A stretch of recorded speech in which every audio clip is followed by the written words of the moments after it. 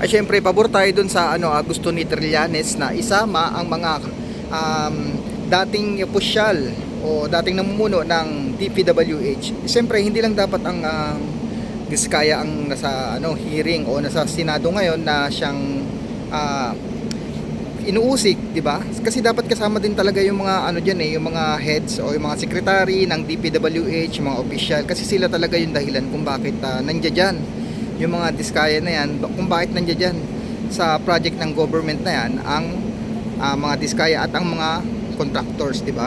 Kasi wala naman silang access kung sila lang walang access diyan ang ang ibang tao. Siyempre, ang nangyayari dyan ngayon, ang naiipit is yung mga kontraktor, which is may mali din sila. Siyempre, hindi naman sila magkakamali ng ganyan kung hindi allowed ng government official o ng kung sino mang opisyalis na nandyan sa DPWH na yung dating nakaupo dyan, sinibak na agad. Di dapat, mas maganda nga dapat kasama din siya dun sa sa hearing na nagaganap ngayon sa Senado, 'di ba? Para maisiwalat din niya kung bakit nakapasok tong mga contractors na to, 'di ba? Kasi hindi naman talaga yan sila makakapasok diyan kung sila lang. Kung sila lang hindi makakapasok yung mga contractor na yan. Ang nangyayari talaga diyan dahil sa siyempre merong mga nakaupo diyan sa loob. Siyempre, ibibigay yung project, siyempre matik na 'yon. Meron silang porsyento doon. Kunyari nagbidding, di ba? Kunyari nagbidding. Pero meron silang porsyento doon.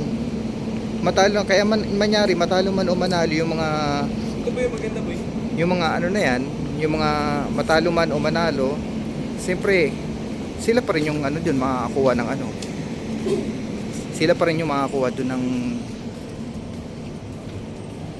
sila pa rin yung makakakuha ng project doon, di ba? Kasi naka-program na yun, parang naka-program na siya. Naka-program na siya, kaya dapat talaga masama din yan sa masama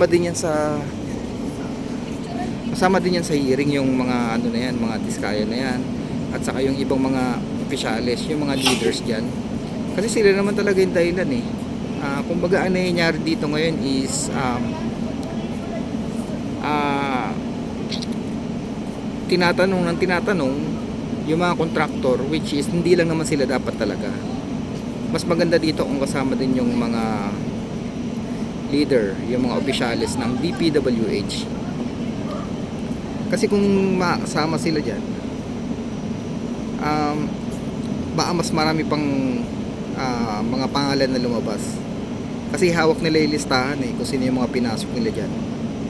So dapat hindi lang si Wawaw, hindi lang si mga Diskaya, mga contractor. Marami pa yan, siguro may involved pa yan sa mga congressman, kasi bago itayo ang project sa isang lugar, nandiyan yung congressman, nandiyan yung mga contractor, siyempre nandiyan yung engineer ng DPWH, di ba? Nandiyan yung mga yan. Ngayon, kumbaga may usapan na sila kaya kahit ang isang project hindi na simulan, pwede na lang ilabas na complete, kasi sila lang nakakaalam na pag tinapos nila yan, wala naman ibang makakaalam yan sila lang din wala nang ibang kontra dyan. So ganun yung nangyayari dyan ngayon sa flood control project at saka yung iba pang mga project ng government.